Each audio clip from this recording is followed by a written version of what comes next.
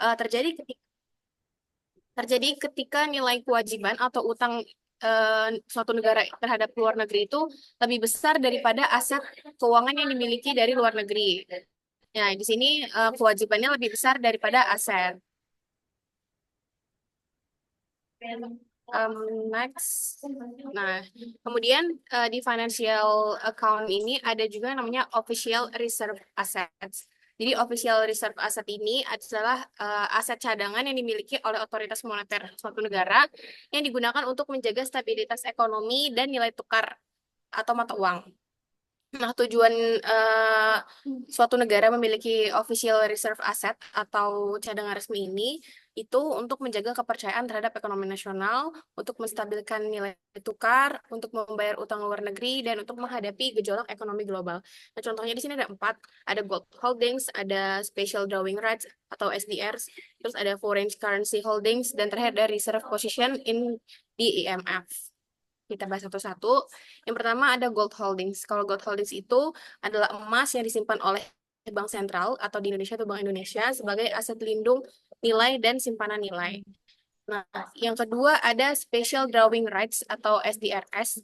Nah, kalau kalau emas itu kan ya emas biasa, tapi kalau special drawing rights itu ibaratnya kayak emas kertas, yaitu bentuk cadangan internasional yang diciptakan oleh IMF dan dibagikan kepada negara anggota berdasarkan perannya dalam perdagangan internasional. Nah, biasanya itu digunakan untuk transaksi antar bank sentral atau untuk menambah cadangan devisa suatu negara.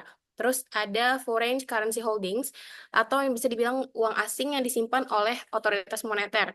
Biasanya dalam bentuk US dollar, euro atau yen dan digunakan untuk intervensi pasar valuta asing demi menstabilkan kurs rupiah.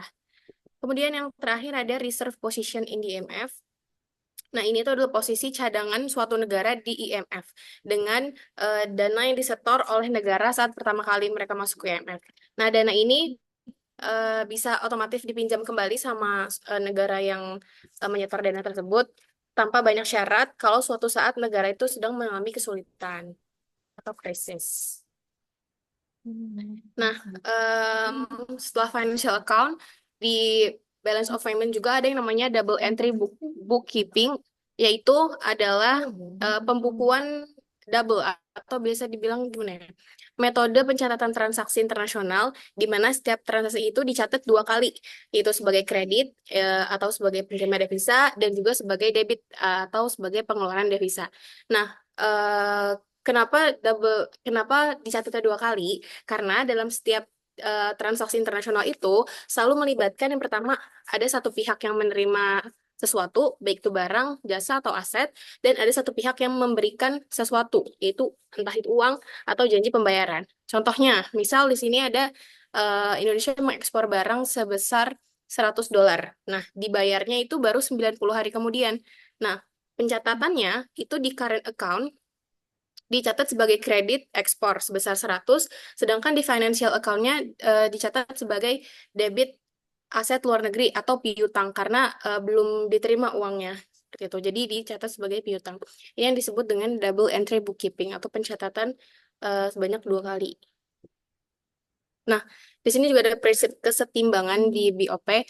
Karena sistem pencatatan neraca pembayaran itu kan double entry bookkeeping yang tadi sudah dijelaskan, di mana setiap transaksi itu dicatat 2 kali, baik di debit dan di kredit, maka jumlah bersih transaksi yang terjadi di current account dan di capital account itu harus sama jumlahnya dengan transaksi yang ada di financial account. Jadi, kalau prinsip kesetimbangan ini berarti current account kalau dijumlah sama capital account itu harus sama nilainya dengan financial account. Nah, di prinsip kesetimbangan ini ada juga yang namanya statistical discrepancy. Nah, statistical discrepancy ini itu selisih atau perbedaan yang muncul antara total kredit dan total debit dalam neraca pembayaran suatu negara. Nah, selisih ini tuh dicatat untuk menyeimbangkan neraca pembayaran karena dalam praktiknya data transaksi internasional itu sering tidak sepenuhnya akurat gitu. Kenapa sering tidak akurat atau sering tidak sesuai? Pertama, bisa karena kesalahan pencatatan, entah itu estimasi atau laporan yang tidak lengkap. Kemudian bisa juga perbedaan prosedur pencatatan antar lembaganya, dan yang terakhir bisa juga karena adanya transaksi yang tidak tercatat, misalnya di jasa ilegal atau ada indikasi penghindaran pajak seperti itu. Jadi kalau misalnya di current account capital account ini ada nggak seimbang atau nggak sama, maka nanti dicatat di statistical discrepancy. Oke, selanjutnya akan dijelaskan oleh rekan saya. Udah dengar, udah dengar.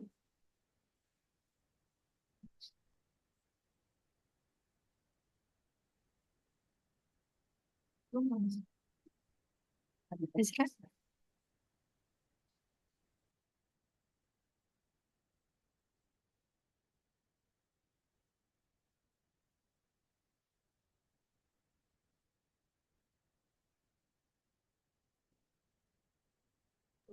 Oke, baik. Untuk selanjutnya itu ada the importance of current account atau pentingnya akun berjalan.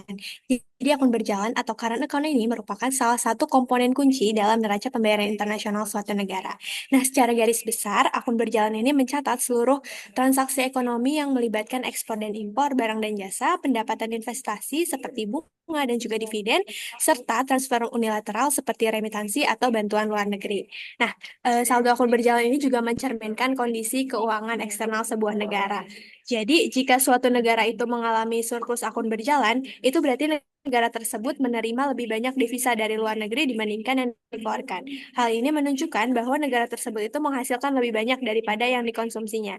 Dengan kata lain, negara itu tidak meminjam, melainkan justru menyimpan kelebihan pendapatannya dan menyalurkannya itu sebagai pinjaman atau investasi ke negara lain. Nah, dalam istilah ekonomi internasional disebut juga sebagai net lender. Jadi ketika surplus akun berjalan itu ekspornya lebih besar daripada impor. Lalu sebaliknya, jika suatu negara itu mengalami defisit akun berjalan, maka negara tersebut itu membelanjakan lebih banyak daripada yang diperolehnya dari luar negeri. Nah, untuk menutupi kekurangan tersebut, negara itu harus meminjam dari negara luar, entah melalui investasi asing yang masuk, atau pembelian obligasi pemerintah, atau utang luar negeri lainnya. Nah, dalam hal ini, negara tersebut menjadi net borrower. Nah, karena itu, current account ini mencerminkan apakah negara tersebut itu bisa hidup dari penghasilannya sendiri atau dari pinjaman luar negeri.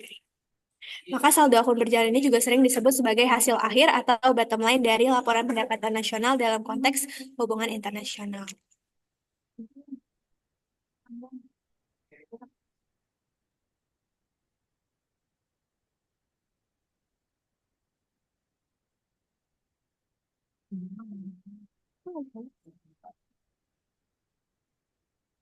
Oke, selanjutnya secara makroekonomi posisi akun berjalan ini juga sangat erat kaitannya dengan keseimbangan tabungan dan juga investasi domestik serta kondisi fiskal pemerintah. Hubungan ini dirumuskan dalam persamaan sederhana yaitu M min X sama dengan G min T plus I min S yang menunjukkan bahwa defisit perdagangan ketika impornya itu lebih besar dari ekspor akan terjadi jika pemerintah itu juga mengalami defisit anggaran atau G lebih besar dari T, atau ketika investasi swasta itu lebih besar daripada tabungan nasional atau I lebih besar dari S. Nah, dengan kata lain, defisit akan berjalan ini juga merefleksikan adanya kekurangan dana dalam negeri yang harus ditutup melalui pembiayaan dari luar negeri, baik itu dalam bentuk utang publik maupun aliran modal swasta.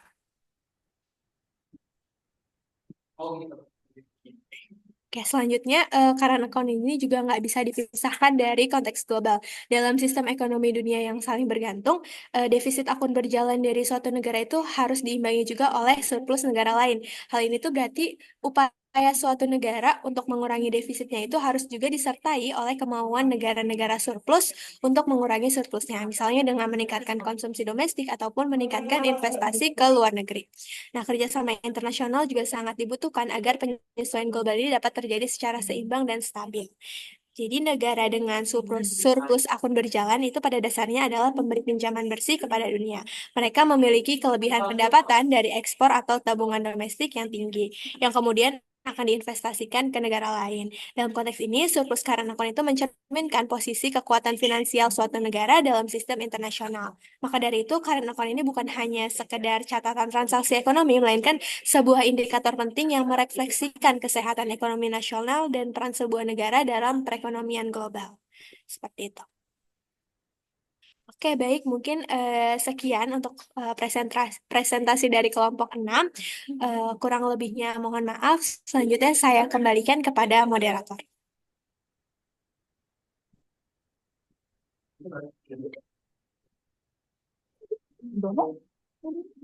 Orang dibutuh.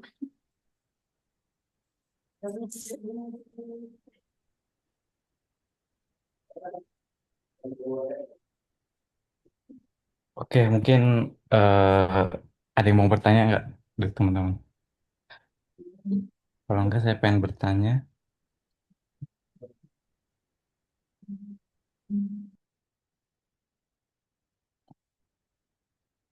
Ada yang ingin bertanya kah?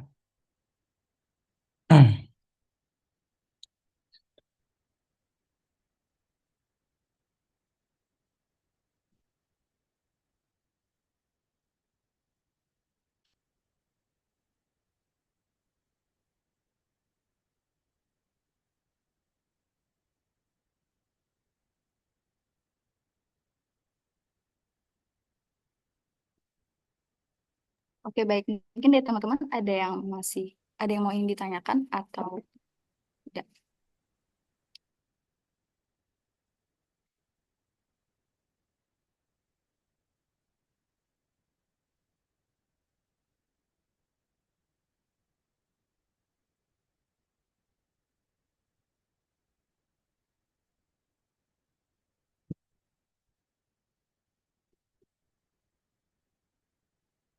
Oke, mungkin saya ingin bertanya ya.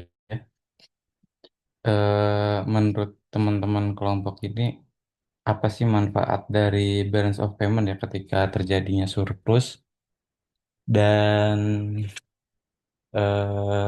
apa namanya? Apa yang menjadi kalau di Indonesia ya kira-kira menurut teman-teman apa yang menjadi faktor utama mungkin Indonesia mungkin saat ini belum terlalu surplus terkait balance of payment. Silakan dari kelompok 6. Apa manfaat yang pertama tadi manfaatnya apa ketika terjadi surplus dan menurut teman-teman kira ini yang kedua itu kayak pendapat sih. Kira-kira bagaimana Indonesia meningkatkan balance of payment-nya?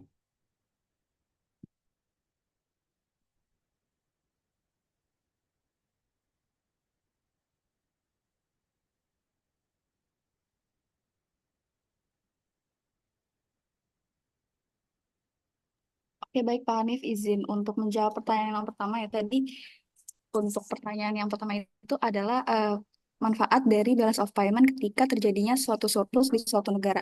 Mungkin untuk manfaatnya itu ini ya bisa menunjukkan suatu apa ya kesehatan ekonomi di suatu negara itu. Jadi surplus balance of payment ini itu bisa menunjukkan bahwa negara tersebut itu lebih banyak menerima devisa daripada pengeluarannya. Jadi ini bisa diartikan sebagai tanda atau sign ekonomi yang kuat dan juga kompetitif secara global. Lalu mungkin juga bisa ini ya meningkatkan suatu cadangan devisa. Jadi surplus ini kan berarti ada aliran masuk dari devisa atau falas ya yang lebih besar. Jadi hal tersebut itu bisa menambahkan cadangan devisa di suatu negara yang pastinya itu penting untuk menjaga stabilitas nilai tukar dan membayar utang luar negeri. Lalu untuk pertanyaan yang kedua mungkin akan didiskusikan oleh kelompok kami terlebih dahulu ya Pak. Terima Oke, kasih. siap. Makasih banyak. Oke, baik Pak, terima kasih.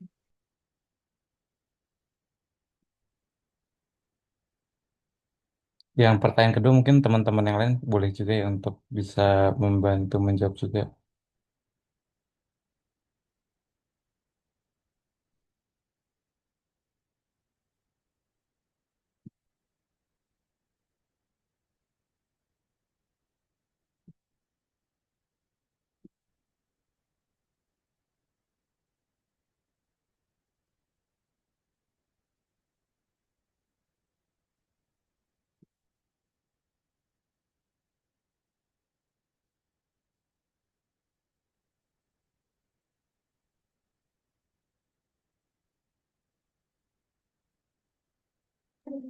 Oke, mungkin saya izin untuk jawab lagi ya, Pak.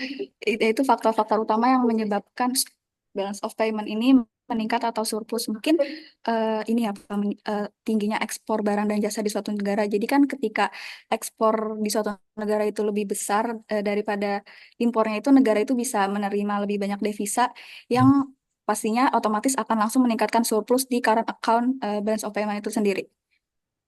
Mungkin dari Azura atau Siva ada yang mau menambahkan?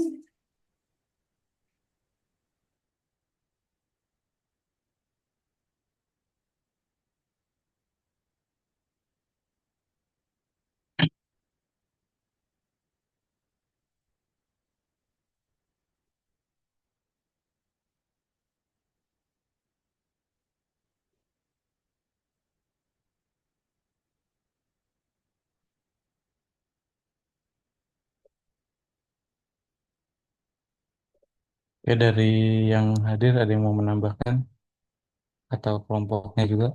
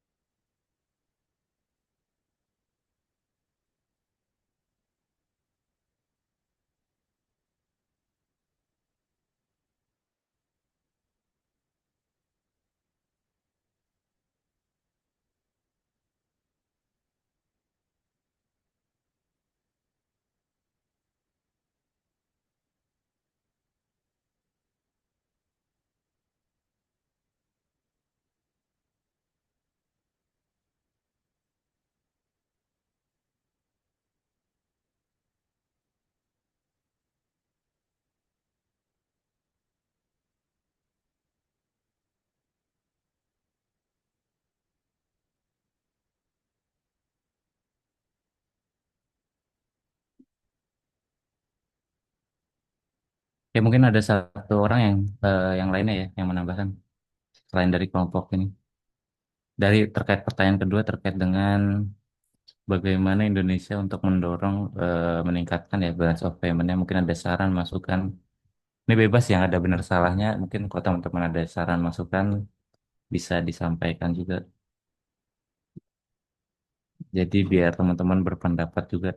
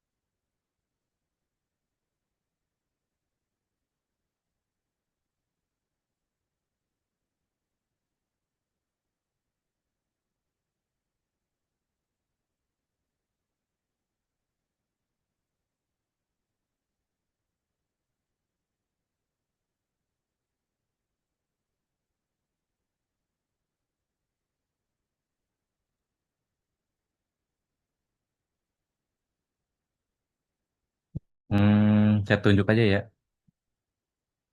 Pandu, ada pandu.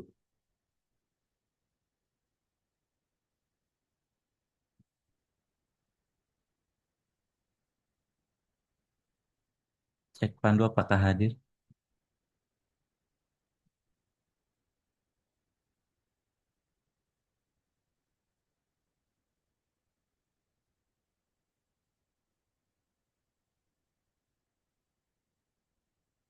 Atau Zaki hadir Zaki.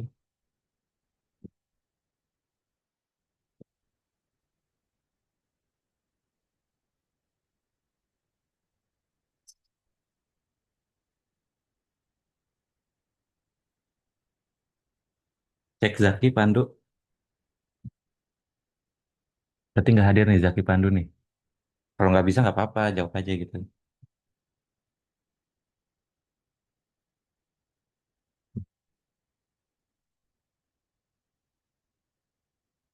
Oke.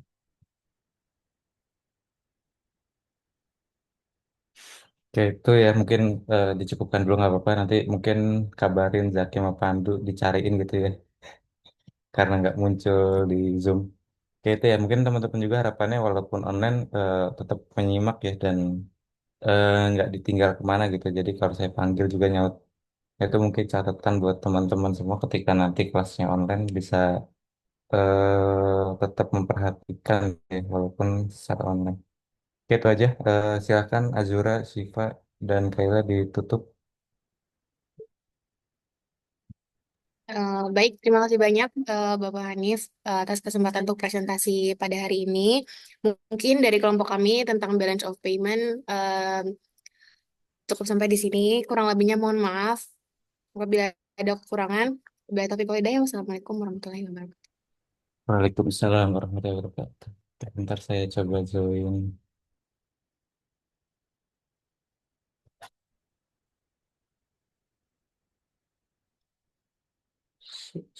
Ya.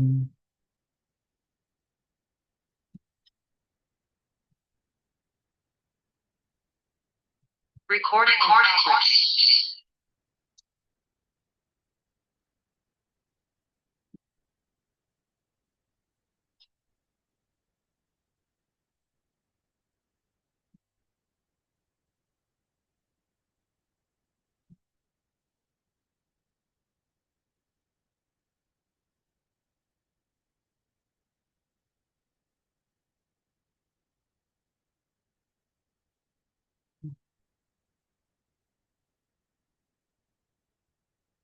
Ya udah.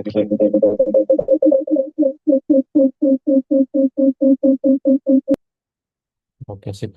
Oke, Assalamualaikum warahmatullahi wabarakatuh. Kita hari ini ya kita akan belajar tentang nilai tukar dan pasar terkait valuta asing, foreign exchange market.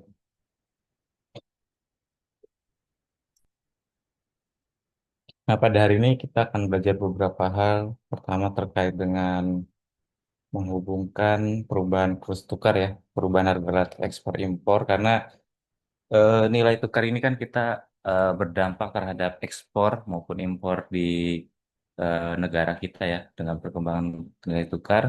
Terus yang kedua terkait mendeskripsikan struktur dan fungsi pasar valuta asing. Jadi di pasar valuta asing ini ada beberapa aktor yang terlibat dalam eh, permainan pasar uang ya atau valuta asing ini. Terus yang ketiga kita akan eh, bagaimana kurs tukar ini menghitung dan membandingkan pengembangan aset yang dinominasikan dalam mata uang berbeda.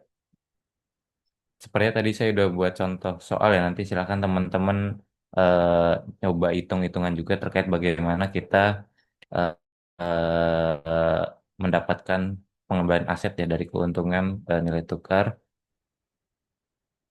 Terus yang keempat, menerapkan kondisi paritas bunga untuk menemukan kurs tukar keseimbangan. Jadi kita tahu juga bahwa nilai tukar ini nggak jauh dari pengaruh dari nilai itu apa namanya suku bunga ya. Karena kan kalau ketika suku bunga, misalkan The Fed menaikkan suku bunga, maka orang-orang lebih cenderung untuk menabung dalam bentuk dolar maupun sebaliknya gitu. Jadi kurs dari sebuah negara dari suku bunga dari sebuah negara itu akan mempengaruhi nilai tukar ya karena orang-orang ingin membelanjakan nilai uang tersebut di bank di negara asal. Misalkan di Amerika kursnya lagi naik suku bunganya lagi naik nih.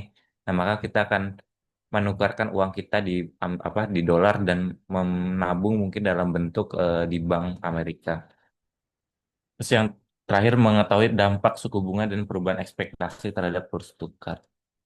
Nah, outline kali ini kita akan membahas tentang pendahuluan dulu, terus nilai tukar dan transaksi internasional ini ada kaitannya dengan balance of payment karena di balance of payment kan ada ya terkait bagaimana transaksi dari valuta asing itu tercatat tuh di bagi beberapa part finansial namanya apa ya? Financial transaction kalau nggak salah ya. Financial transaction itu termasuk tercatat di balance of payment. Jadi emang ini materi lanjutan terkait dengan dari setelah the balance of payment. Terus yang ketiga foreign exchange market terkait pasar valuta asing. Terus terkait bagaimana permintaan dari aset mata uang asing ya. Jadi kan kenapa mata uang asing itu diminati dan sebagainya. Terus equilibrium dari eh, pasar valuta asing, exchange market, dan terakhir interest rate, ekspektasi, dan equilibrium. Yang pertama pengantar bahwa pendahuluan ya bahwa kurs tukar penting karena memungkinkan kita menerjemahkan harga dari berbagai negara ke dalam istilah yang dapat dibandingkan. Jadi pada umumnya kita kalau pernah nggak sih teman-teman tuh kayak kepo gitu, pengen orang-orang just tip biasanya ya, kayak orang just tip kan pengen tahu nih di Jepang tuh harga misalkan kayak saya pengen cari sepatu On atau Asics gitu kan di Jepang. Ternyata di Jepang tuh harganya berapa yen gitu ya, berapa yen. Dan saya convert tuh nilai tukar saat ini ke yen, kira-kira berapa harganya. Nah itu jadi kan kadang-kadang kita pengen tahu nih membandingkan harga barang yang kita inginkan di luar negeri sebesar berapa. Oh waktu itu saya nemu misalkan akhirnya berbeda ya antara di Jepang dengan Indonesia tuh sepatu kurang lebih 300.000 gitu. Lebih murah di Jepang benar karena Karena pada akhirnya mungkin ada juga kan biaya, entah itu biaya barang mewah, entah itu pajak apa dan lainnya ya kalau ketahuan ya. Jadi emang di Indonesia itu kan jatuhnya lebih mahal ya karena mungkin ada beberapa administratif yang dipenuhi, biaya kirim juga, terus dan lainnya gitu. Jadi mungkin kalau berbeda sedikit itu hal yang wajar ya karena ada beberapa ketika kita impor barang mungkin ada beberapa pajak, entah itu transportasi juga dan lainnya sehingga lebih mahal. Nah itu mungkin teman-teman coba sekali kepo apa yang teman-teman pengen gitu barang di luar negeri dan kira-kira bandingin dengan barang yang ada di Indonesia harganya beda berapa selisihnya. Terus kurs tukar ditentukan dengan cara yang sama seperti harga aset lainnya. Nah, tujuan kita pada hari ini adalah bagaimana kurs tukar ditentukan ya.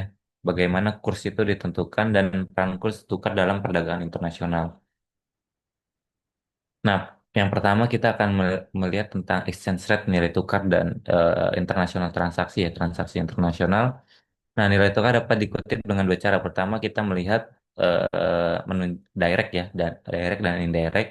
Nah, indirect ini menunjukkan bagaimana nilai tukar dibandingkan satu USD ya, sorry, mata uang domestik misalkan Indonesia dibandingkan untuk membeli satu mata uang asing gitu. Saat ini kan kebetulan satu USD sekitar berapa? 16.400 apa 16 ribuan ya, sekitar 16 ribu. Jadi untuk membeli orang luar negeri misalkan pengen ke Indonesia kira-kira dia menukarkan satu USD-nya sekitar 16 ribu tadi gitu.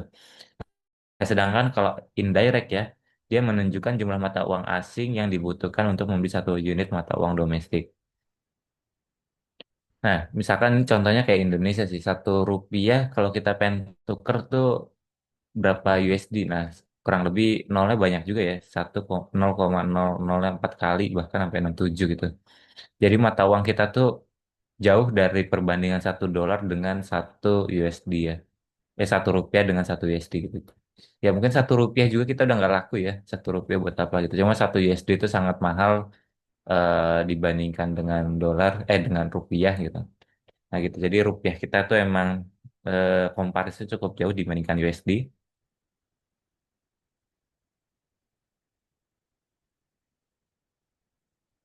Nah ini nilai tukar tuh ini dulu ya, kalau dulu kan sampainya dibuat koran ya, karena sekarang kan kalau semakin digital tuh bahkan nilai tukar tuh rilisnya setiap hari. Jadi nilai tukar hari ini sama besok tuh berubah terus ya. Kalau nggak ada kalau ada perubahan gitu. Cuma emang diperbarui setiap harinya. Nah ini contoh di zaman dulu ya, misalkan koran ya, di koran bagaimana Argentina, di pesonya, Australia, dolar Australia dan lainnya gitu update setiap hari dari ini Wednesday ke Thursday ya. Nah, itu jadi kurang lebih dia emang update terus kalau nilai tukar.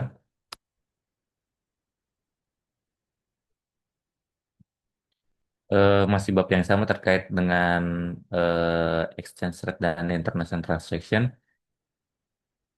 Harga domestik dan asing. Jika kita mengetahui kurs tukar antar dua mata uang, kita dapat mengetahui harga ekspor satu negara dalam mata uang negara lain. Nah, ini misalkan ya kalau kita tadi sama dengan yang sebelumnya karena kita dapat membandingkan nilai tukar dengan nilai tukar Indonesia ya, rupiah dengan USD, kita dapat tahu nih kira-kira harga sebuah barang di sana dengan di Indonesia tuh seperti apa. Misalkan ketika kita pengen melakukan impor nih misalkan ya, impornya misalkan barang ini sebenarnya contoh ya 1.000 dolar. Misalkan ini sorry 1 dolar ya bukan 1.000 karena oh sorry 1 dolar ini.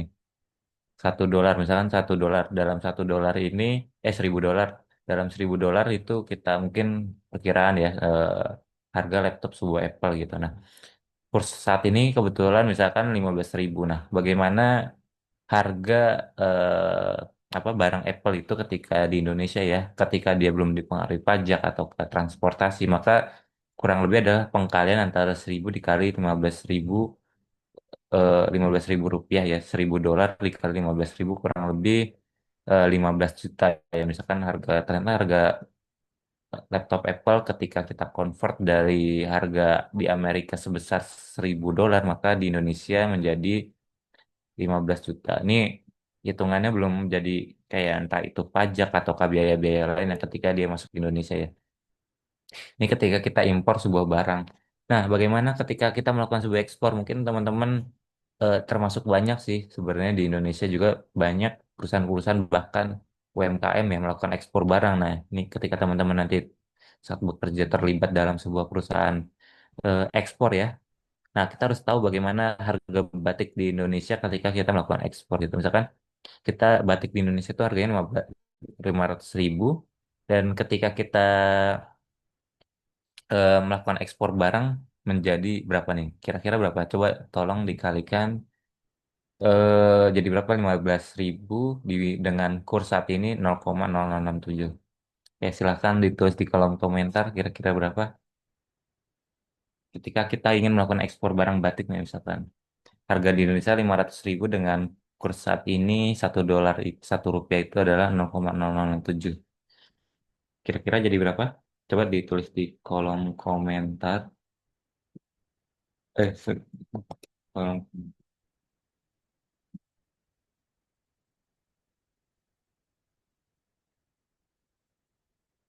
33,5. Ada lagi, saya tunggu. Saya sambil coba mengkalikan juga.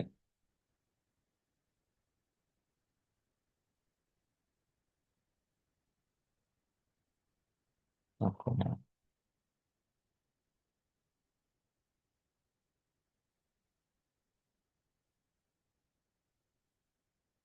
ya betul ya, 33,5 Haidar. Jadi dan Azura dan kelompok 6 ya. Jadi 33,5 ya. Mengkalikan antara nilai rupiah, harga batik rupiah ini dengan harga kurs rupiah per dolarnya. Oke, kurang lebih seperti itu maupun ketika kita melakukan impor barang.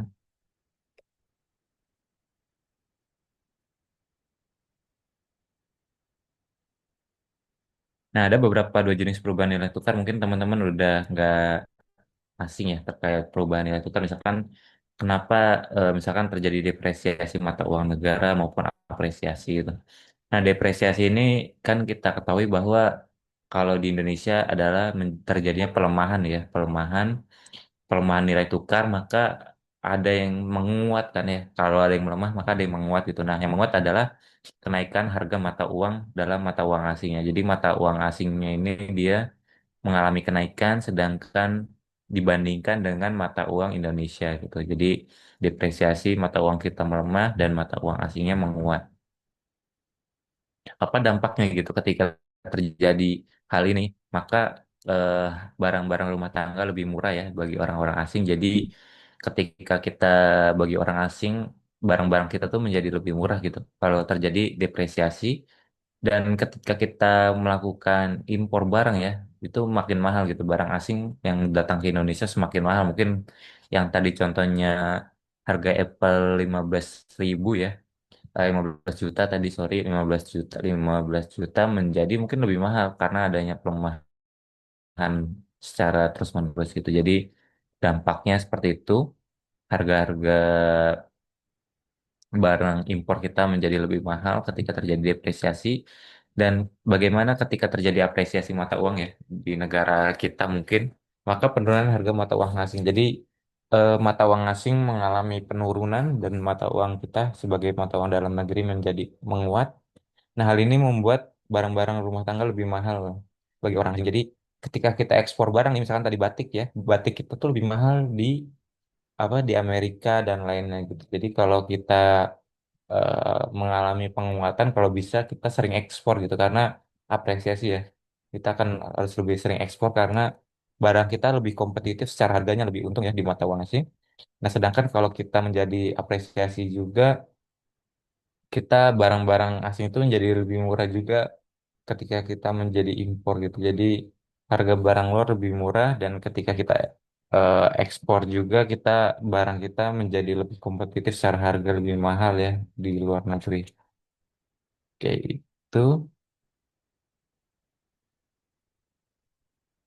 Nah ini nilai tukar dan harga relatif ya permintaan impor dan ekspor. Jadi ada kaitannya bagaimana kalau teman-teman nanti nyusun skripsi ya.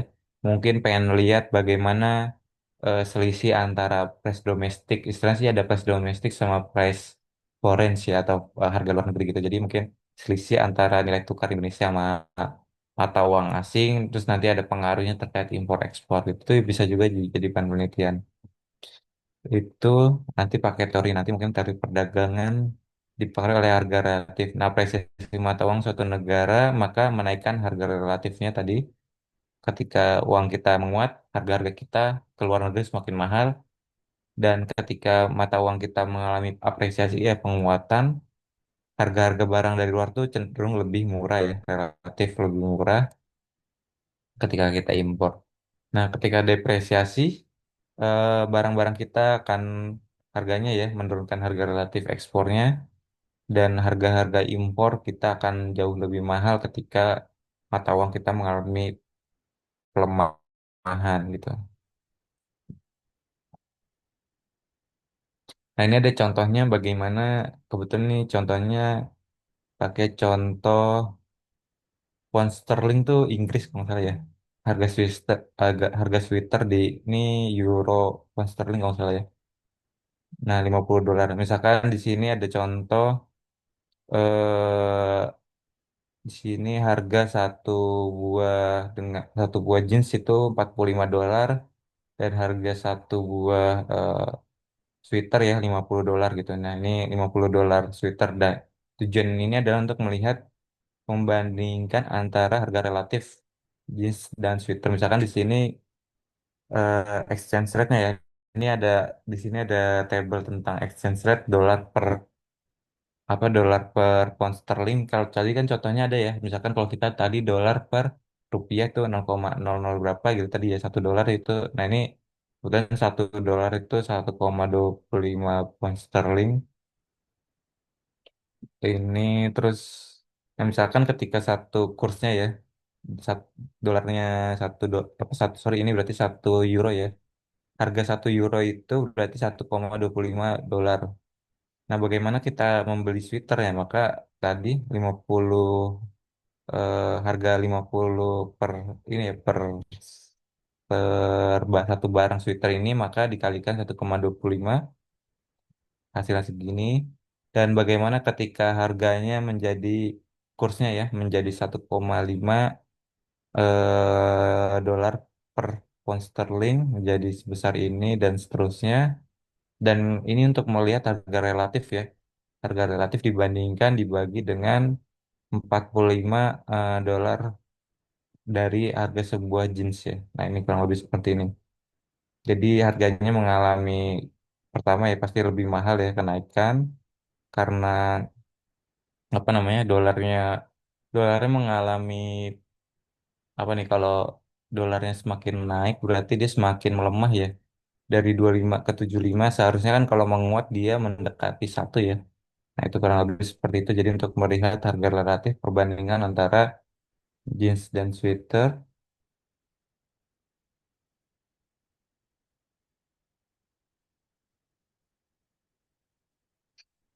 Nah, nilai tukar ditentukan di pasar valuta asing. Jadi nilai tukar itu emang ditentukan di pasar internasional. Dalam arti di sini adalah pasar falas ya. Sering disebutnya falas, di mana itu menjadi pasar perdagangan mata uang. Ada beberapa aktor yang terlibat ya dalam apa namanya pasar valuta asing. Di sini ada bank umum, perusahaan internasional, lembaga keuangan non-bank, bank sentral. Nah, bank umum contohnya ya. Nah, bank umum tuh pada umumnya kalau kita sebagai konsumen ya dia sering juga untuk melakukan eh, penjual jual beli mata uang asing. Misalkan dia pengen membeli mata uang asing, nah itu bisa juga. Nah, perusahaan internasional contohnya emang dia karena terlibat dalam ekspor impor ya. Dia apa namanya? Kalau perusahaan internasional misalkan dia ingin membeli suatu produk dari luar, nah itu kan terlibat dalam pertukaran mata uang asing, terus juga ada pembelian barang dan lainnya ya. Nah, itu biasanya perusahaan internasional. Terus bank sentral maupun bank keuangan non-bank sama seperti bank umum ya, dia bisa juga untuk melakukan transaksi pembelian mata uang asing maupun menjual mata uang asing gitu.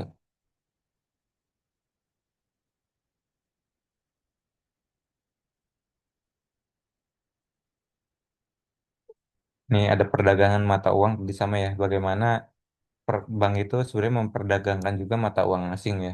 Kan kalau kita kenal, yang kita kenal cuma kalau di Indonesia mungkin kayak melakukan tabungan, kredit. Nah, ternyata bank itu bisa juga adanya dia untuk mencari keuntungan ya.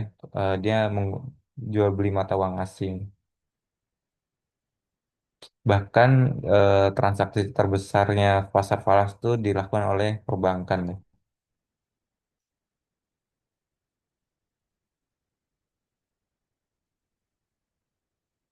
Ini volume perdagangan falas di seluruh dunia sangat besar. Teknologi baru seperti tautan internet digunakan di antar pusat perdagangan valuta asing. Bahkan kalau sekarang ya pasar falas itu kita juga bisa bermain di pasar falas sih. Ada sejenis aplikasinya. Kalau kita pengen, bahkan ini beda ya. Kalau saham kan dia aktif tuh di jam 9 sampai jam 3 sore ya. Dan ada istirahatnya kurang lebih sekitar 5 jam. Nah sedangkan pasar valuta asing ini aktif 24 jam ya. Forex ya. Forex exchange itu ada juga teman-teman silakan kalau yang ingin coba mempelajari dan pasar falas emang cenderungannya cukup fluktuatif juga seperti saham ya.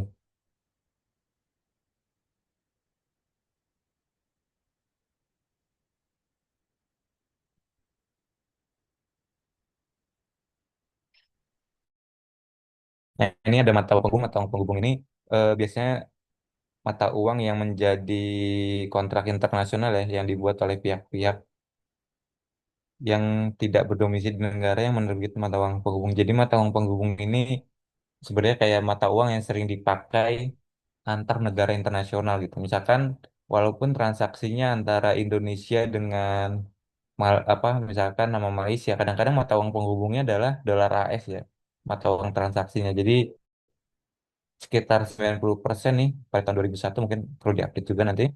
Transaksi antar bank melibatkan pertukaran mata uang asing dengan dolar. Jadi mata uangnya tuh biasanya kita pakainya dolar eh, Amerika ya sebagai mata uang penghubung antar beberapa negara. Walaupun di dua negara tersebut sebenarnya mata uangnya bukan dolar. Misalkan Indonesia dengan Malaysia gitu antar rupiah dengan ringgit. Cuma seringnya mungkin pakainya dolar Amerika sebagai penghubung antar mata uang tersebut.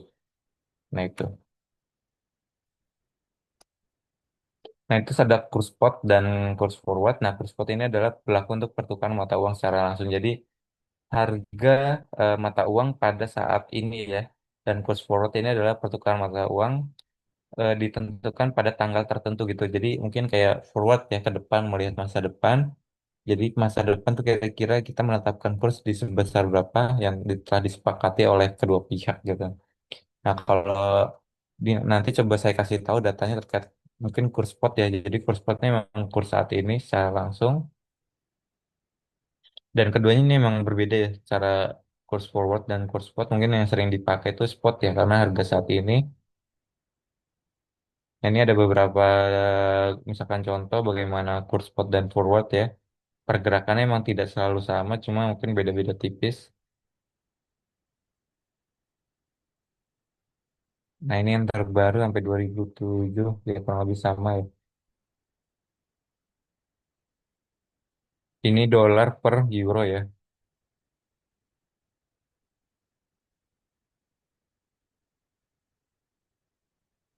Jadi kalau di sini kita baca dolar itu mengalami pelemahan nih di sekitar 2000 ini sampai 2007. Cuma kalau sekarang nanti coba kita lihat ya. Jadi kalau naik kan dolarnya semakin makin tinggi nih angka 2 dolar misalkan. Ini 2 dolar per 1 euro. Ini udah 1,5 dolar per 1 euro. Nah ini jadi dolar itu mengalami pelemahan terhadap euro. Enak ya di angkanya tuh 1 2 dolar.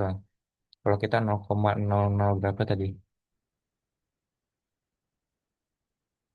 Terus ada juga swap valuta asing,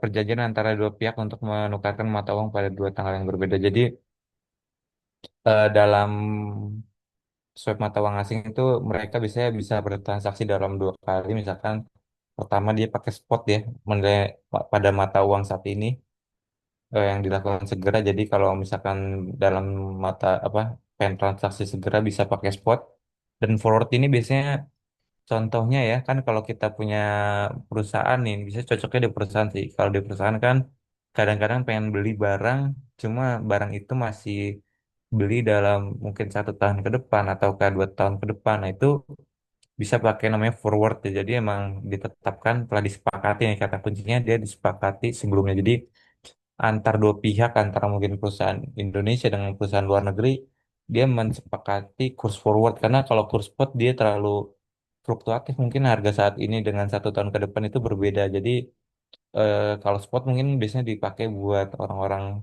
buat transaksi yang sifatnya cepat ya nah forward ini untuk menjaga kestabilan biasanya dipakai buat orang-orang perusahaan mungkin disepakati oleh kedua perusahaan tersebut menggunakan sebesar berapa gitu kursnya dalam transaksi dalam beberapa periode ke depan.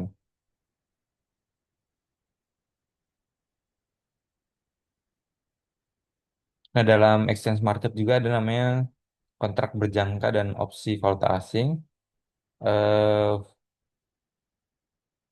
kalau bahasa Inggrisnya future ya. Dan pembelian memperoleh janji bahwa sejumlah tertentu mata uang asing akan diserahkan pada tanggal yang telah ditetapkan. Jadi adanya perjanjian kontrak namanya juga kontrak berjangka ya. Jadi akan mendapatkan hasil dari perjanjiannya itu diserahkan pada tanggal yang telah ditetapkan di masa depannya. Terus ada juga opsi valuta asing.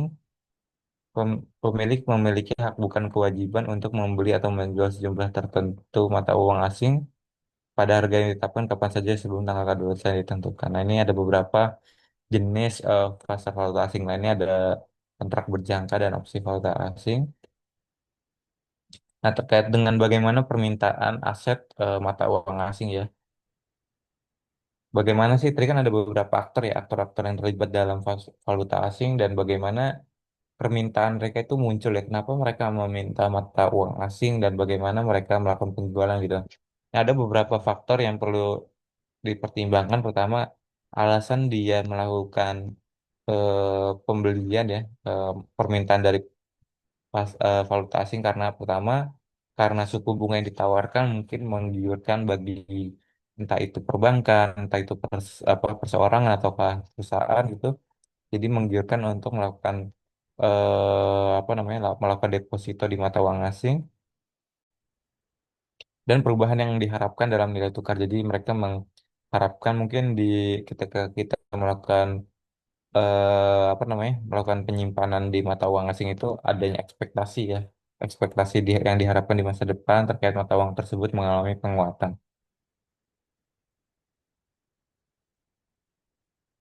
Nah ini ada beberapa pengembalian aset ya kalau kita dari tadi bahwa kalau suku bunga kan dia menghasilkan namanya bunga ya bunga ini atau ya bunga lah kalau suku bunga kan menghasilkan bunga berapa persen. Nah sebenarnya dalam pengembalian aset itu banyak macamnya ya. Misalkan dari kenaikan harga, misalkan rupiah kita mengalami pelemahan, terus kan akhirnya kalau kita nyimpen dolar, kita mengalami keuntungan ya, karena rupiah melemah dan dolar menguat. Terus pembayaran dividen, jadi kayak bagi hasil dari sebuah investasi, terus bunga juga ataukah sewa gitu. Nah, tergantung aset yang kita simpan itu bentuknya seperti apa.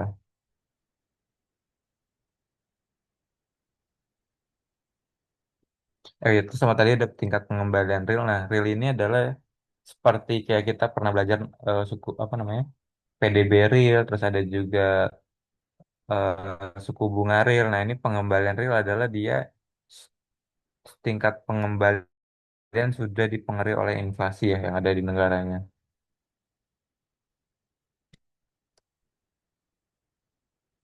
Nah, dalam orang ketika kita pengen melakukan apa namanya ingin melakukan permintaan di pasar valuta asing ada beberapa pertimbangan. Yang pertama terkait tingkat resiko bahwa aset ini apakah cenderung fluktuatif ataukah cenderung stabil. Nah, itu pertimbangan-pertimbangan orang ketika ingin melakukan sebuah apa namanya permintaan dari sebuah aset. Terus ada juga liquid. Nah, liquid ini adalah bagaimana aset ini mudah dicairkan ya atau mudah diuangkan gitu. Dicairkan, diuangkan. Misalkan contoh kalau saham kan mudah ya dicairkan, dijual gitu atau tabungan itu juga sangat liquid. Nah, sedangkan yang mungkin susah itu contoh kayak properti kan itu butuh waktu ya untuk mencairkannya.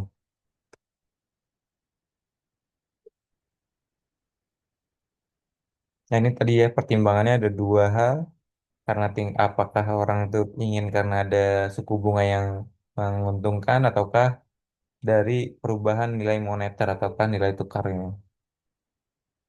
Ini ada dua informasi yang harus didapatkan ketika kita ingin bermain di pasar falas ya.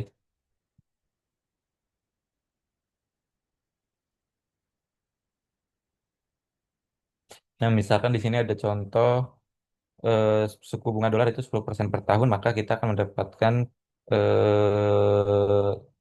ini 10% per tahun, maka ketika kita melakukan pinjaman ya 1%, maka kita akan menerima 1,10 dolar ya, itu atau 10% dari yang kita simpan ya. Nah, itu kurang lebih ketika kita ingin ini salah satu pertimbangan adalah suku bunga. Ini suku bunga Dutch Dutch Mark rate itu kalau nggak salah di Jerman ya. Terus ada juga dollar rate ya. Eh, Bagaimana suku bunga dolar? Nah sebelumnya tuh dolar emang tingkat suku bunga cukup tinggi terutama di masa-masa krisis ya, krisis tahun 1980-an ini.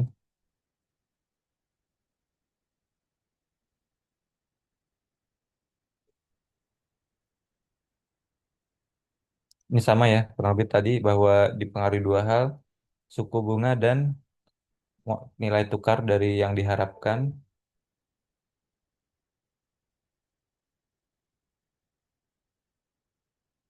Nah ini ada beberapa, nanti kita akan hitung-hitungan ya.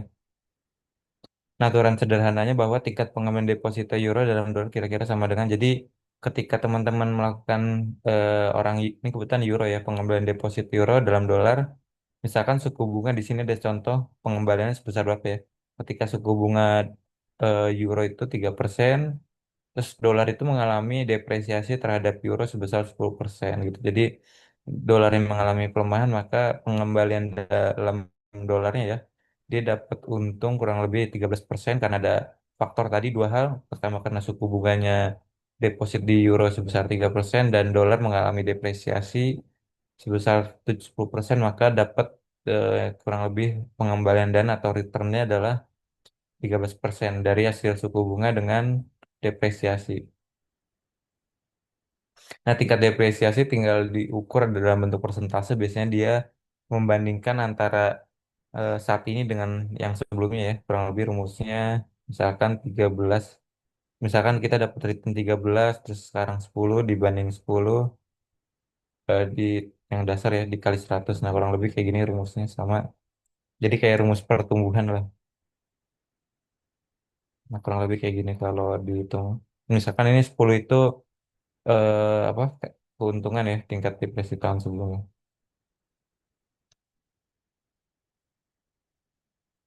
Oke, kita ada beberapa ya perhitungan terkait bagaimana perbedaan tingkat pengembalian yang diharapkan. Jadi ketika kita melakukan investasi baik itu dolar atau euro, bagaimana kita mendapatkan perhitungan agar kita dapat keuntungan seberapa besar ya dari pengembaliannya. Hasilnya positif itu kita akan deposit dolar memberikan tingkat pengembalian yang lebih tinggi. Jadi kita dolar itu mendapat keuntungan yang lebih tinggi. Sedangkan kalau negatif dia euro ini memberikan tingkat pengembalian yang lebih tinggi gitu. Jadi pilihan apakah dolar mendapatkan pengembalian yang lebih tinggi ataukah euro. Nah, ini ada rumusnya ya. Rumusnya pertama kita harus mengukur tingkat depresiasi dolar terhadap euro. Ini ada di sini ada beberapa data ya. Itu adalah nilai tukar saat ini antara di sini ada antara dengan apa dolar. Ini nilai tukar saat ini yang dolar ya. Terus ini ada nilai tukar saat ini yang dolar juga. Terus saya cek dulu datanya ini.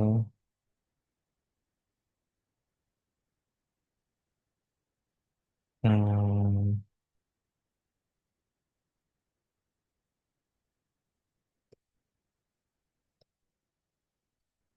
nilai ini nilai tukar dolar dibagi nilai tukar dolar. Ini ada beberapa data yang diketahui apa aja nih. Ini suku bunga ya, R itu suku bunga dolar, ada suku bunga euro, ada datanya. Nilai tukar saat ini ada nih dolar per euro. Ini ada nilai tukar yang diharapkan. Ini nilai tukar yang diharapkan ini yang atas ya. Oke, ini nilai tukar yang diharapkan, nilai tukar dolar. Oke, silakan teman-teman hitung. Pertama, hitung depresiasi dolar dulu.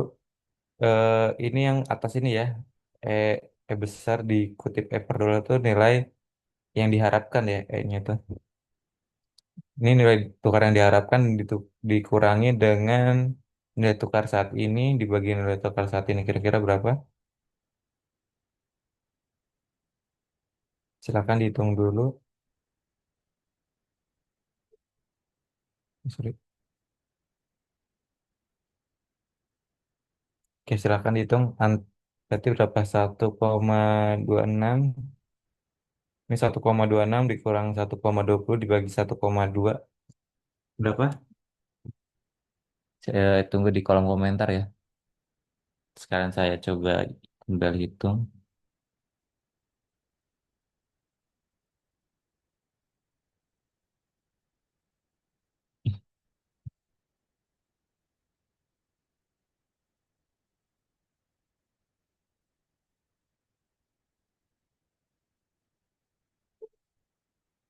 1,2.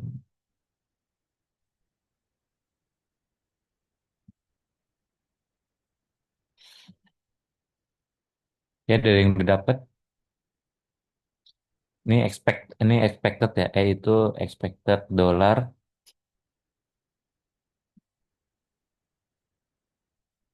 nilai yang diharapkan dari dolar per euro dikurangi dengan nilai tukar saat ini dibagi nilai tukar saat ini.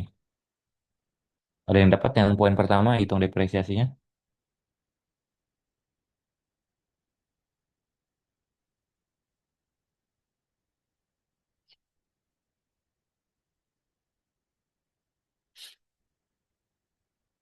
Atau ada yang ingin ditanyakan?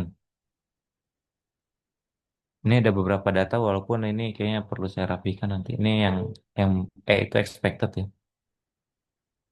1,26.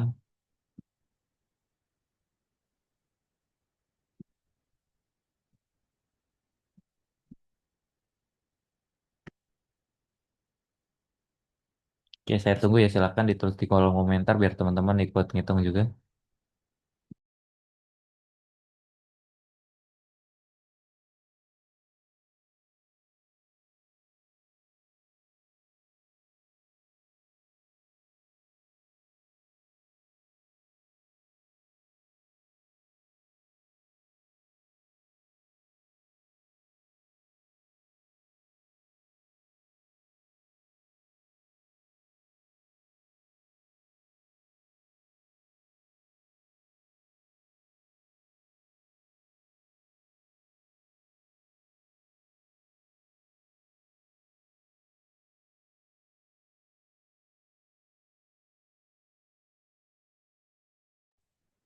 Saya ternyata mood ya.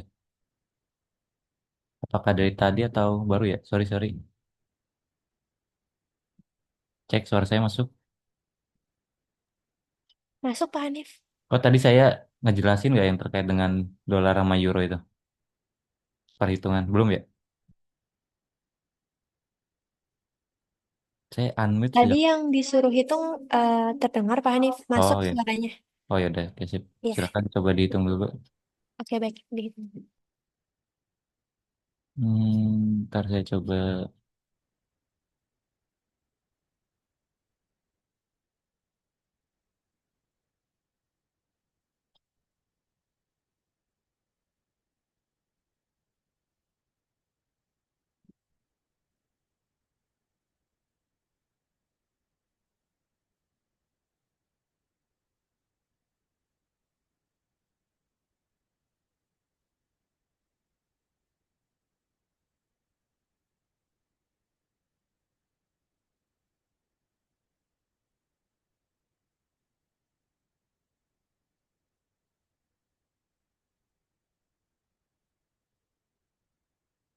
Oke nih ya, silakan coba di screen kembali.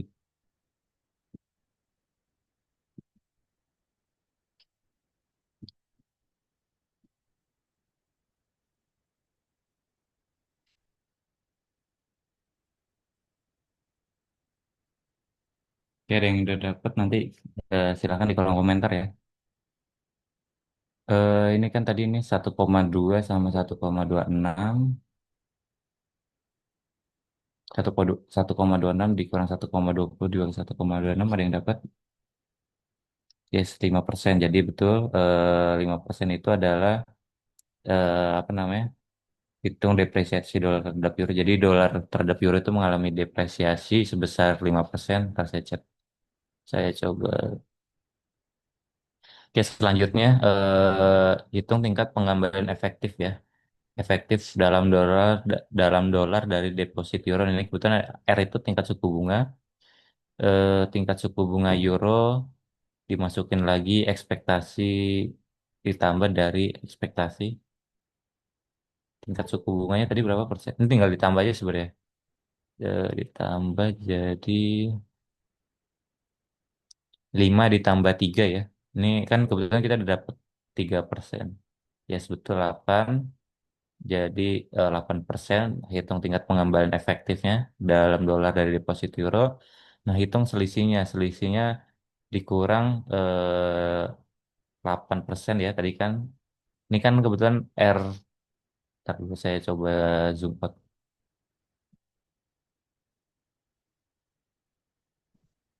Sorry.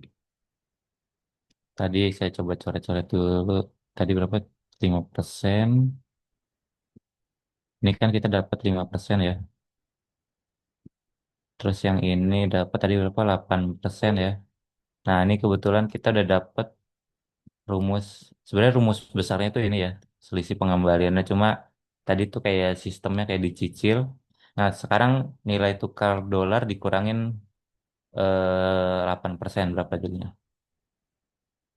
Sorry, bukan nilai tukar. Apa namanya suku bunga dolarnya? Suku bunga dolar di sini berapa? 5% ya. Berarti berapa? 5 minus 8%.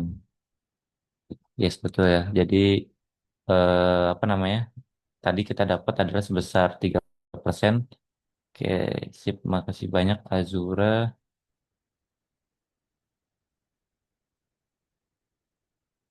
Nah, dari si data tersebut sebenarnya dari minus 3% ya. Kalau saya yang ketahui bahwa selisihnya kan tadi negatif ya. Berarti deposit euro memberikan pengembalian lebih tinggi. Coba kita lihat tadi bahannya deposit euro. Ini tadi saya. Hmm,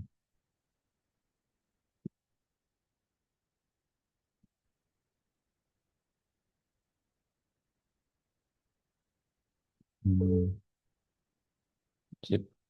Nah, ini kebetulan dari sini ya, bahwa ketika hasilnya negatif maka deposit euro memberikan tingkat pengembalian yang lebih tinggi. Jadi kalau kita pengen dari hasil tadi kan negatif 3 ya, berarti kita mendingan investasi di euro ya dibandingkan tadi dolar.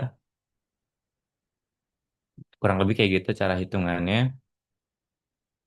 Nanti diingat-ingat ya ini karena saya coba masukin ke UTS, coba saya ingat-ingat lagi. Rumus besarnya itu ini.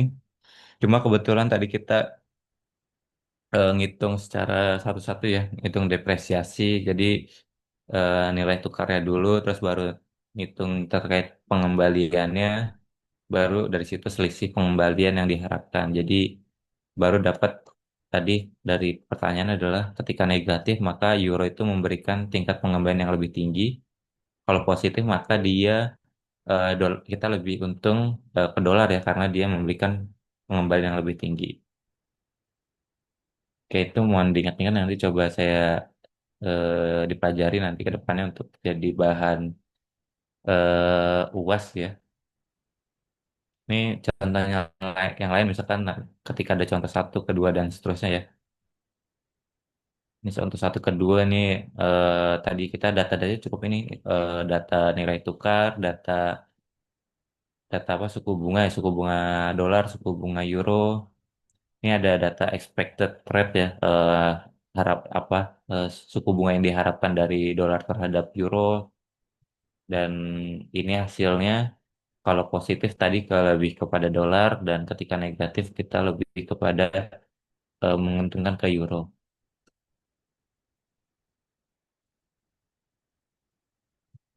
Terus selain ini adalah tingkat return ya, return resiko liquid di pasar falas.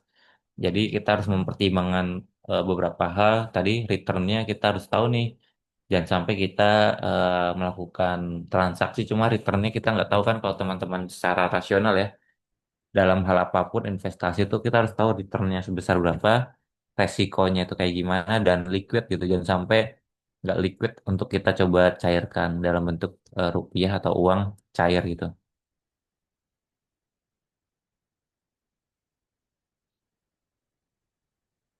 Nah, itu jadi risiko dan likuiditas teman-teman perlu pertimbangkan sebagai seorang yang rasional dalam nanti berinvestasi.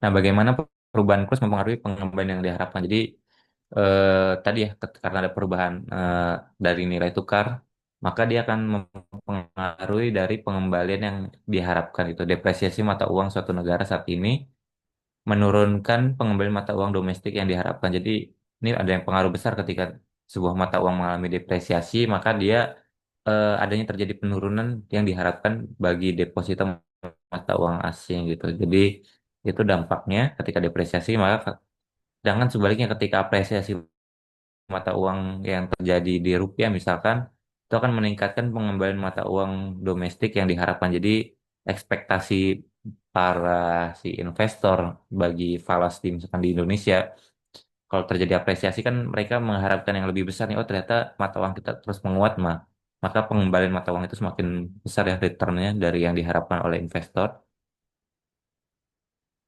Ini ada hubungan antara ini sebenarnya ada hubungan antara exchange rate ya, nilai tukar dengan expected dollar return gitu.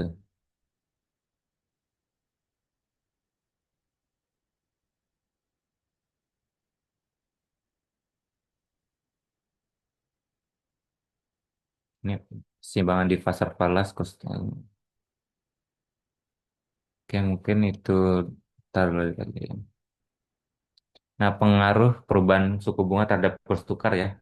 Bagaimana ketika ada suku bunga? Nah, karena ini kan suku bunga itu sebenarnya bagi para pemain falas sih ya, suku bunga itu hal yang sangat ditunggu-tunggu pengumumannya gitu. Misalkan tadi barusan hari ini ya, saya dengar berita suku bunga Indonesia tuh diturunkan dari 5,75% jadi 5,5% gitu. Nah, misalkan kalau terjadi kenaikan suku bunga yang dibayarkan pada deposit suatu mata uang, menyebabkan mata uang tersebut terapresiasi gitu. Jadi sebenarnya ketika sebuah negara ingin menaikkan apresiasi mata uang ya, ya naikkan aja suku bunga. Cuma dampaknya sebenarnya besar ya. Ketika kita menaikkan suku bunga itu dipelajari di moneter. Cuma dengan kenaikan suku bunga ini sebenarnya mengapresiasi nilai tukar juga. Karena apa? Karena kan orang-orang luar negeri ingin menginvestasikan uangnya itu dalam bentuk misalkan kalau dolar menaikkan suku bunganya gitu. Nah, maka kan dolar itu kita akan lebih berinvestasi ke dolar karena suku bunga di sana cukup tinggi dibandingkan di Indonesia. Kurang lebih seperti itu. Jadi saat ini apa namanya suku bunga The Fed juga masih cukup tinggi ya, masih mempertahankan suku bunganya. Maka orang-orang tuh cenderung salah satunya cenderung untuk berinvestasi di mana di misalkan dolar ya bentuknya. Terus kenaikan suku bunga dolar menyebabkan dolar terapresiasi terhadap euro. Ini ya ketika dolar itu menaikkan suku bunganya misalkan The Fed maka dolar apresiasi terhadap si euro maupun sebaliknya ketika suku bunga euro menyebabkan kenaikan suku bunga euro menyebabkan terdepresiasinya eh, sorry ini kebalik ya kor euro ke euro sorry. Kenaikan suku bunga euro akan menyebabkan dolar terdepresiasi terhadap euro. Oh ya benar. Jadi ketika si bank ini ya bank sentral euro menaikkan suku bunganya maka si dolar ini terdepresiasi karena orang-orang mungkin nanti lebih ke euro karena suku bunganya lebih tinggi dibandingkan dolar. Nah, ini kurang lebih secara grafiknya bagaimana rate of return dengan suku bunga ya. Jadi ketika suku bunga naik maka orang-orang lebih untuk memilih berinvestasi di suku bunga yang lebih tinggi. Jadi ini efek dari kenaikan tingkat suku bunga ya interest rate terhadap kenaikan nilai tukar. R ini nilai rate of return ya, apa namanya? Rate of return itu tadi suku bunga dan ini nilai tukarnya.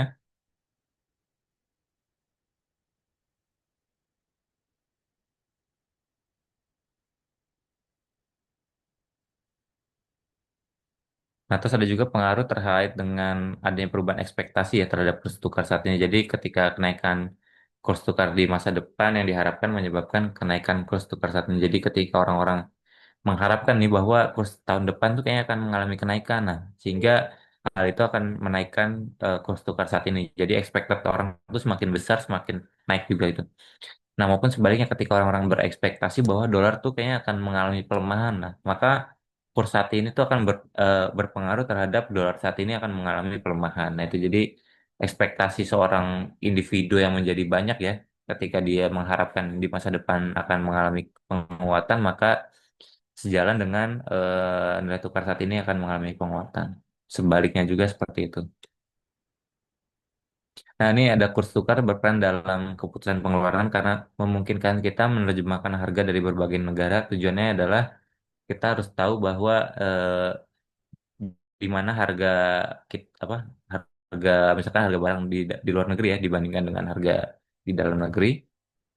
Terus ada juga bagaimana depresiasi, apresiasi mata uang suatu negara terhadap mata uang asing membuat ekspornya lebih murah atau mahal ya, dan impornya lebih mahal atau murah. Jadi pengaruh depresi atau apresiasi itu yang terjadi di nilai tukar ini sangat berpengaruh terhadap ekspor impor yang ada di Indonesia.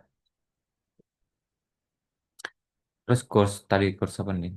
Kurs tukar ditentukan di pasar valuta asing. Jadi kita kurs yang terjadi ini sebenarnya di pasar valuta asing kan kalau kita belajar mikro itu kan ada namanya pasar ya mungkin kayak P dan Q. Nah, P dan Q-nya ini sebenarnya ada di pasar valuta asing, diperdagangkan di internasional ya, dicatat di perdagangan internasional. Nah, dari salah satu kategori penting dalam perdagangan valuta asing adalah perdagangan forward. Jadi melihat ekspektasi di masa depan.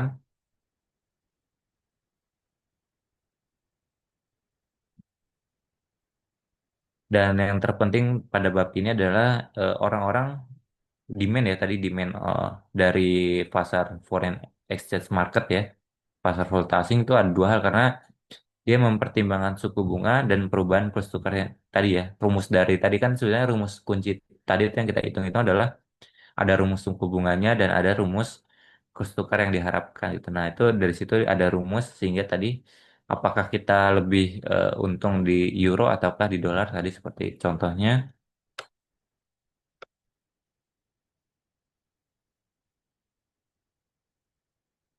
Nah, dalam keseimbangan di pasar falas itu memerlukan paritas bunga untuk suku bunga dan ekspektasi kurs tukar masa depan yang telah ditentukan. Kondisi paritas bunga memberitahu kita kurs tukar keseimbangan saat ini dan kenaikan suku bunga dolar ya misalkan tadi menyebabkan dolar depresiasi terhadap euro. Jadi ketika ya tadi ketika ada yang menguat pasti ada yang melemah.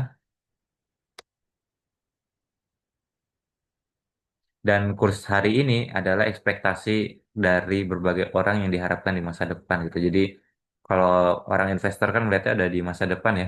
Kalau dia melihat masa depannya cerah nih mata uang rupiah, maka kurs rupiah akan terus mengalami penguatan maupun sebaliknya mungkin kalau dolar dia melihat makanya dolar ini ada juga berita kemarin dolar tuh mengalami pelemahan terus menerus ya karena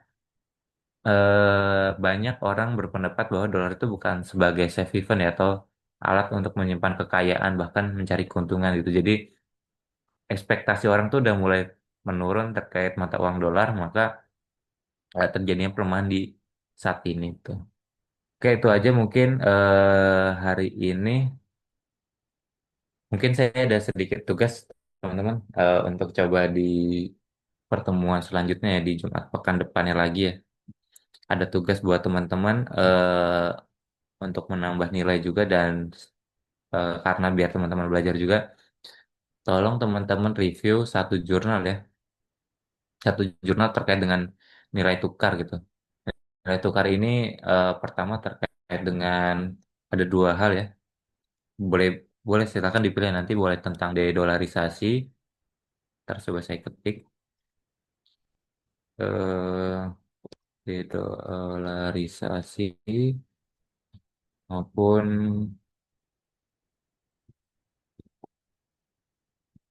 dedolarisasi terus nilai tukar Indonesia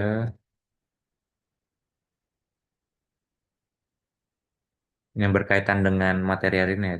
Terus bagaimana suku bunga ya, suku bunga berpengaruh terhadap tadi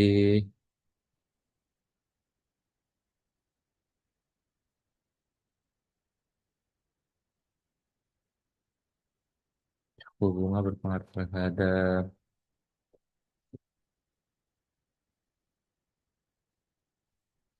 tiga topik. Ntar dulu saya cari ada lagi ya. Suku bunga, nilai tukar,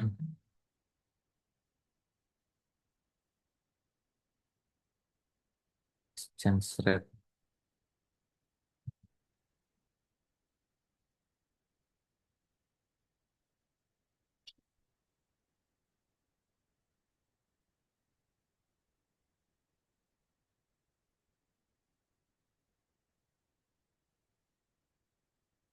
Oke, ini ya saya coba chat dikirim chat coba kolom chat. Nah, tiga ini silakan teman-teman review satu jurnal aja. Silakan satu orang review satu jurnal terbaru. Mungkin 3 tahun terakhir aja ya. 3 tahun terakhir cukup satu jurnal aja. Setiap orang satu jurnal. Jurnal internasional ya. Karena cukup satu aja kan. Setiap orang satu jurnal internasional dikumpulkan tanggal berapa sih pekan depan itu?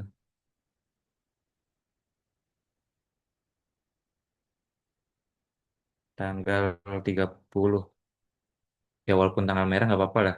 Nanti saya kasih waktu tambahan sebenarnya kan aturan tanggal 28 ya. Dikumpulkan 30. Kalau lebih cepat juga nggak apa-apa. Misalkan tanggal 28 tuh sebelum libur. Ya 20 Mei. Terus jurnalnya beda-beda ya karena cukup satu jurnal aja deh. Setiap orang jurnalnya beda-beda. Silakan topiknya bebas. Mau tentang dedolarisasi, nilai tukar Indonesia atau interest rate. Dan maksimal 3 halaman aja nggak usah banyak-banyak. Halaman.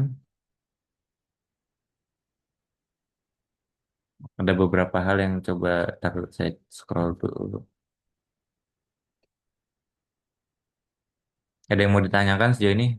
Ntar saya kasih pedomannya apa yang perlu direview.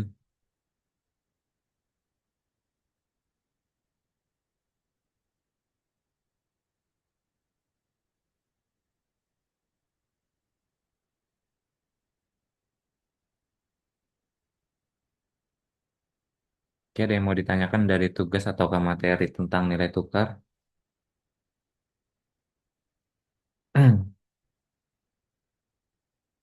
RPL.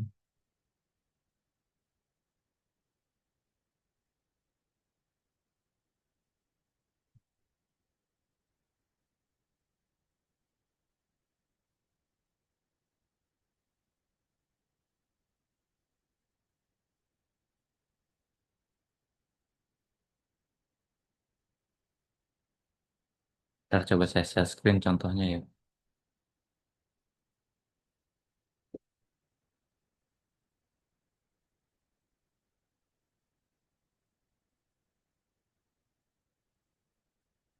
Oke, ada yang mau ditanyakan sambil saya coba buka.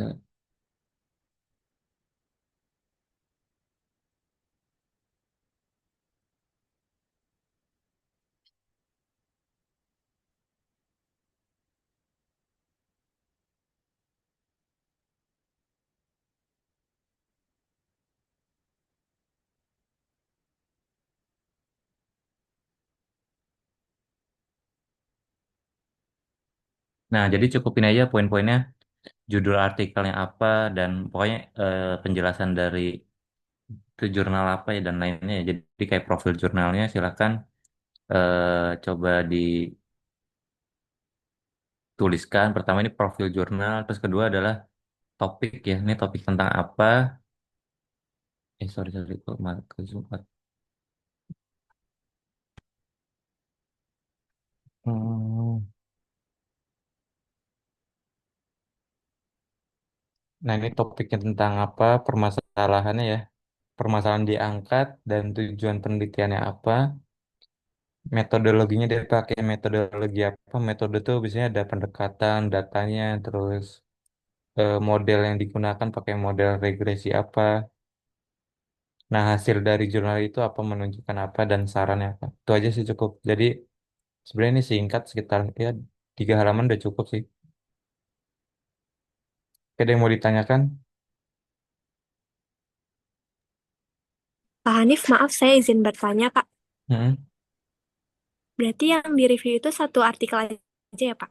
Dia satu orang satu artikel aja dan tadi topiknya bebas dan jangan sama ya nanti silakan dibaginya tuh apa namanya bisa dibagi karena ya mungkin teman-teman buat spreadsheet atau apalah ya. Pokoknya jangan sama karena satu orang satu aja cukup. Oke, baik Pak Hanif. Terima kasih, Pak. Oke. Sip.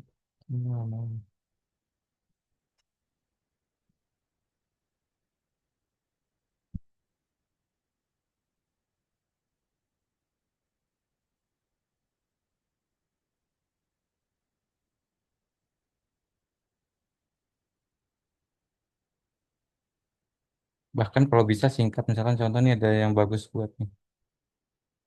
Jadi kalau saya baca tuh ya cepet lah. Ya, misalkan dia ini intinya ini kan profil jurnal ya. Ya judulnya apa, penulisnya siapa, tahun. Tadi kalau bisa 3 tahun terakhir aja. Terus ini jurnal internasionalnya Kogen ya, ini jurnal internasional atau indeks Scopus. Nah, topiknya apa, permasalahannya apa, tujuannya apa, metodologinya jelas nih. Misalkan nih pakai apa nih PCA nih, dia analisnya pakai PCA, datanya data 55 negara. Jadi bacanya cukup singkat-singkat aja, nggak usah panjang-panjang. Yang penting terus dia hasilnya apa dan sarannya apa itu aja. Jadi singkat, nggak usah teman-teman review banyak-banyak. Nah kan ini kan saya baca ini kalau baca pakai gini enak, singkat apa ini.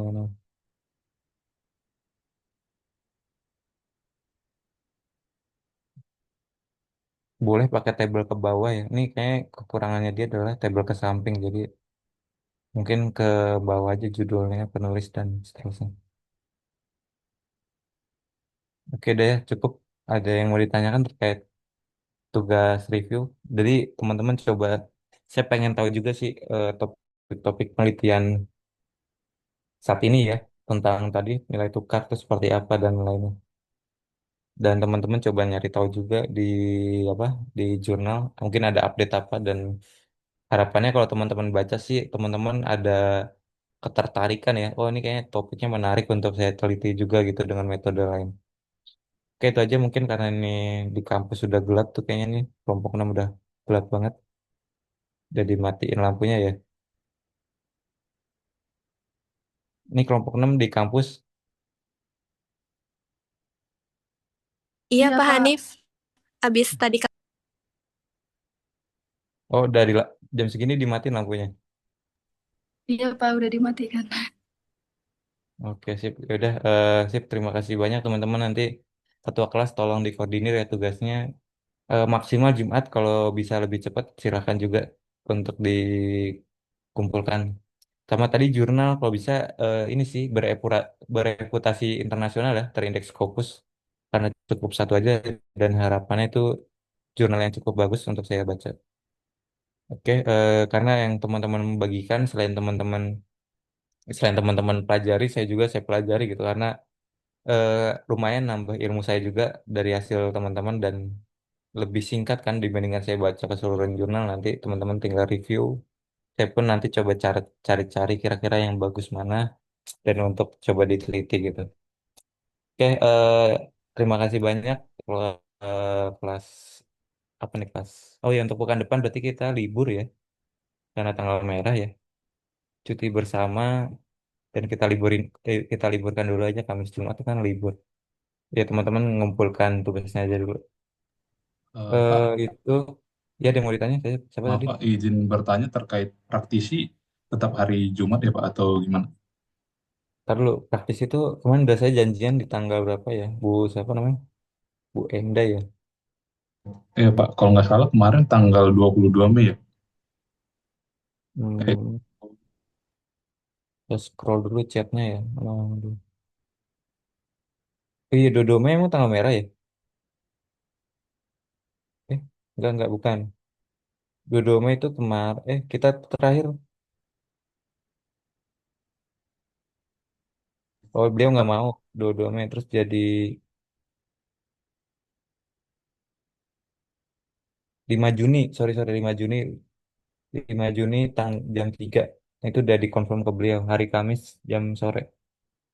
oh, baik Pak. Eh, saya mau nanya itu aja Pak. Makasih Pak. Siap, nanti tolong diingatkan lagi ya, mungkin pekan depan dan disiapkan seperti biasa apa virtual background, poster, dan kalau pertemuan kedua ada sertifikatnya ya. Nanti minta contoh ke teman yang lain kebetulan udah ada sertifikatnya. Oke, Siap sip. Pak. Makasih Terima kasih banyak Pak. Zulfikar.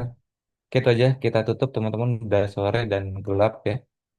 Silakan hati-hati pulangnya dan semoga bermanfaat belajar tentang nilai tukar dan kebetulan karena saya bukan pemain falas juga ya, jadi saya masih agak-agak belum pernah main, jadi belum tergambar lah. Nanti harapannya mungkin kalau teman-teman pernah main di pasar falas, mungkin bisa sharing-sharing juga gitu, bagaimana terkait falas. Oke, itu aja. Sekian dari saya, kurang lebih mohon maaf. Wassalamualaikum warahmatullahi wabarakatuh. Waalaikumsalam. Waalaikumsalam.